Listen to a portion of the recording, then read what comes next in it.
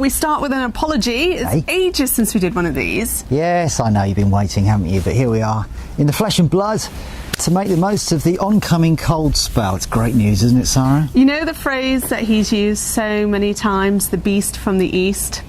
It's coming, folks. It's here. It's nearly here. Well, it's not here, but it soon will be. And, more to the point, there is a phrase that goes, as the days get longer, the cold gets stronger. Oh, and you know what? Speaking of which, we get an extra more than hour a day now of daylight than we did at the beginning of the year. And isn't it exciting? Aren't we happy about that? We are, aren't we? Not a big fan.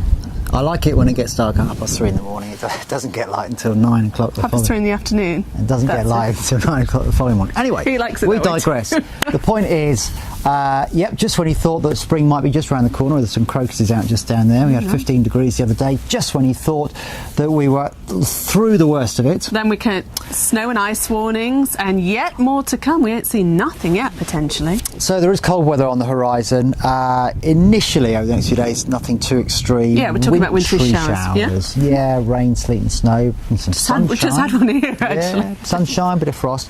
The fun really starts at the weekend and beyond the weekend. Because we've explain the problem, the dilemma. We've got this cold air across the UK, and northerly wind next couple of days, just continuing to pump that colder air in. It's not as cold as it's going to be potentially next week, but as frontal systems try and come in, hit that cold air, of course there is an element of winteriness, you know, some snow on the leading edge, some sleet, that kind of thing.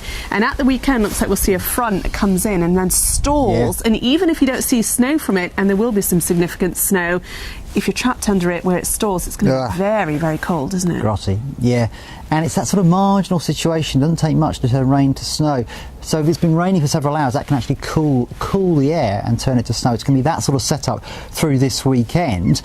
That one clears out of the way, and then we've got another one next week. Because it easterly starts to set in then. Easterly comes in, beast from the east. We haven't had an easterly yet this winter. No, we haven't. We talked about it, but it's never happened. Yeah, and then guess what? Another front tries to come in off the Atlantic. Once more, it stalls against that block of cold air, and once more, we could be talking about the potential for some, well, possibly disruptive snow through the early part of next week. Now, here's an interesting thing. Let's talk about the apps. Oh, yeah. Okay.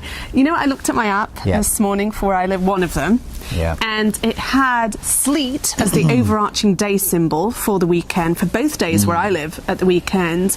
But then, actually, when you drill right down into the hourly data, only 1 or 2 hours on Sunday had sleet. And then lo and behold, when you check it again in a few hours' time, that will have all changed.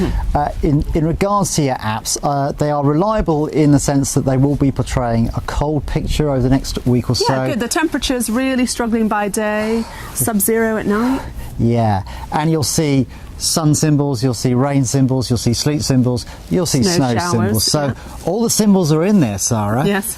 But not necessarily in the right order, as Eric Morecambe once famously said. You know, if you crack a joke, it's funny. Let it breathe. Right.